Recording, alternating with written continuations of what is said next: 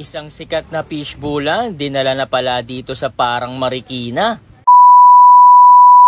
Ang JRC Famous Fishbowl ay meron na palang branch dito sa Parang Marikina. Dami na talagang branches ng JRC Famous Fishbowl dito sa Marikina. Itong kanilang bagong branch ay nandito sa tapat mismo ng Parang Playground. Napag-alaman ko din na franchise na lang pala itong mga JRC Famous Fishbowl. Kaya kung gusto nyo mag-franchise ay kontakin nyo lang ang JRC Famous Fishbowl. Maganda ang pwesto ng JRC Famous Fishbowl dito sa Parang Marikina. Dahil along the way lang sila at bukod doon ay malapit lang sila sa Parang Elementary School. Lahat ng branches ng JRC Famous Fishbowl ay dinudumog talaga ito dahil sa original at masarap na pagkatimpla ng kanilang fishbowl at sa masarap nila ding sausawan. Kaya hindi nakakapanghinayang na mag-franchise kayo sa JRC Famous Fishbowl. Hindi lang per piece ang kanilang itinitinda dahil meron din sila ditong mga per kilo. Ang una kong nakita itong JRC Famous Fishbowl sa may San Roque, na-amaze ako dahil sa daming kumakain. Sa pagkakaalam ko, ang main branch nito sa may tapat ng Ola Church sa San Roque. Meron na ding branch sa Riverbanks at sa may Lilac. Itong huli ay dito sa may Parang Marikina. Kaya syempre hindi ko pinalampas na matikman ulit ang JRC Famous Fishbowl. Iba talaga ang lasa ng kanilang fishbowl. Lalong lalo na itong kanilang crab ball. Lasang-lasa mo talaga ang pagka-crab. Hindi rin puro harina ang inyong malalasahan dito. Dahil subok na malasa at masarap ang kanilang mga fishbowl. Lalong lalo na itong kanilang iba't ibang sausawan na magpapasarap mismo sa kanilang mga fishbowl. O paano mga karepops, dayuhin nyo din ang JRC Famous Fishbowl dito sa Parang Marikina. And follow for more!